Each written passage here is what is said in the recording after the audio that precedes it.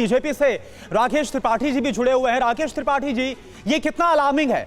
संभल में जो कुछ हुआ, हिंसा हुई, 4 लोगों की मौत हुई, ये सब हमने देखा, लेकिन अब इसके जो कनेक्शन है वो शारिक साठा से, विदेशी साजिश से जुड़ते हुए नजर आ रहे हैं। ये कितना अलार्मिंग आपको लग रहा है?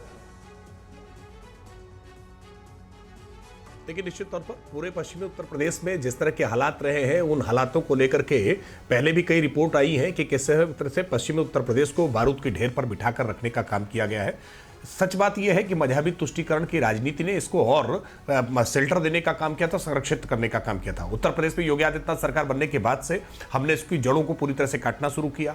हमने अतिवादी उग्रवाद की जो विचारधारा को पोषित करने वाले हैं, जो हिंसा को पोषित करने वाले हैं, उन पर पूरी तरह से कंट्रोल करने का काम किया है। और इसी के कारण से पश्चिमी उत्तर प्रदेश में हमने पूरी तरह से दंगों को नियंत्रित करने का काम किया। संभल में जब सर्वे के मामले को लेकर के वहां पर हिंसा फैलाने की साजिश की गई थी, तब भी उत्तर प्रदेश की पुलिस ने बहुत धैर्य के साथ, बहुत साहस के साथ उस पूरे घटनाक्रम को नियंत्रित करने का काम किया था। और इस पूरे मामले की तह तक जांच हो, इसके लिए हमने एक पारदर्शी जांच व्यवस्था बनाने का काम किया था। और आज जिस तरह के खुलासे निकल करके सामने आ रहे हैं, ये बात भारतीय जनता पार्टी पहले भी कह रही थी कि ये संभल की हिंसा कोई आकस्मिक हुई हिंसा नहीं है, कोई अचानक प्रतिक्रिया जैसी नहीं है। जैसा समाजवादी पार्टी या विपक्ष के तमाम नेता कह रहे थे कि वहां पर कुछ हिंदू नारे लगाए गए थे, जय श्री राम के नारे लगाए गए थे, इसकी वजह से भीड़ अचानक आक्रोशित हो गई थी। ये पूरी तरह से गलत है। समाजवादी पार्टी के सांसद के नेतृत्व में पहले दिन ही जिस दिन सर्वे के लिए गए, वहां पर जाकर के उसको बाधित करना, लोगों को उकसाना, और उसके बाद किस तरह से विदेशी फंडिंग, किस तरह से विदेशी लोगों का साथ में निकलना, निश्चित तौर पर यह बहुत चौंकाने वाला है। और इस पूरे मामले की तह तक जांच होगी।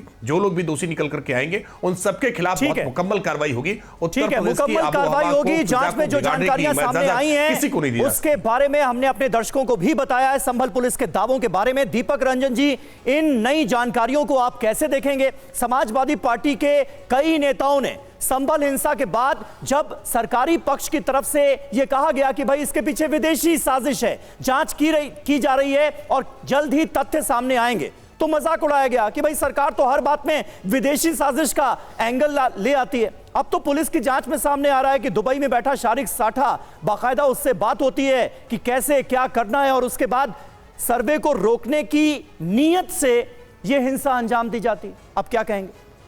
देखिए, 19 नवंबर में मैं आपको लेकर के चलता हूं। 19 नवंबर को लोअर कोर्ट का फैसला आता है और आनंद फानंद में 2 घंटे के अंदर ही अंदर सर्वे टीम चली आती। अब सर्वे टीम में कौन था कौन नहीं था कि क्या, और आजकल का कोई आदमी था वहां पे, कोई इतिहासविद था उनके साथ, कोई आर्किटेक्ट था उनके साथ, क्योंकि 20 नवंबर को चुनाव था, बाय इलेक्शन था, इनको माहौल बनाना था, हिंदू मुस्लिम करना था। देखिए, अगर विदेशी फंडिंग का या किसी भी ताकत का अगर मान लीजिए कि वहां पे इस्तेमाल हुआ, तो उसमें फेलोटी किसकी है? ये पूरी तरीके से नाकामी प्रशासन की, इनके इंटेलिजेंस की है कि नहीं है? आप विश्वगुरु होने की बात करते हो, अगर डी कंपनी का संचालन अगर पूरी तरीके से फल फूल रहा है हिंदुस्तान में, तो ये किसकी नाकामी? 11 साल से आपकी केंद्र में सरकार है, 8 साल से आपकी उत्तर प्रदेश में सरकार है। आप ये अच्छा, जो चार्जशीट उन्होंने दाखिल की उसमें 4 मौतें हुई, किस कारण से मौत हुई ये पता चला? जो पुलिस वाले निहत्थों के ऊपर खुलेआम गोली चला रहे थे, क्या पुलिस वालों के खिलाफ FIR हुई? हम विपक्ष के लोग, अपोजिशन के लोग वहां पे जाना चाहते थे, वहां का हालात का जायजा लेना चाहते थे। आपने हमको हाउस अरेस्ट कर दिया, रास्ते में हमको डिटेन करने का काम किया। आपने आखिर हमको संभल तक पहुंचने क्यों नहीं दिया? विपक्ष के लोगों को आपने क्यों नहीं जाने दिया? किसी को कहीं डिटेन कर लिया, किसी को आपने हाउस अरेस्ट कर लिया। आखिर आप क्या छुपाना चाहते थे? आज चीजें जो निकल करके आ रही हैं, भैया आप जो लिख दो उसमें, आप जो भी कुछ कर दो। किसी का अगर किसी विदेशी फंडिंग हो रही थी या विदेशी ताकतों का या डी कंपनी का या आतंकवादी का या उग्रवादी का, अगर उसमें कोई हस्तक्षेप था या अगर इन्वॉल्वमेंट था या अगर उनकी मदद थी, तो सरकार क्या कर रही थी? 10 साल से सरकार है केंद्र में, अगर डी कंपनी उत्तर हिंदुस्तान में फल फूल रही है, पुलिस की जांच पर भरोसा है ना आपको?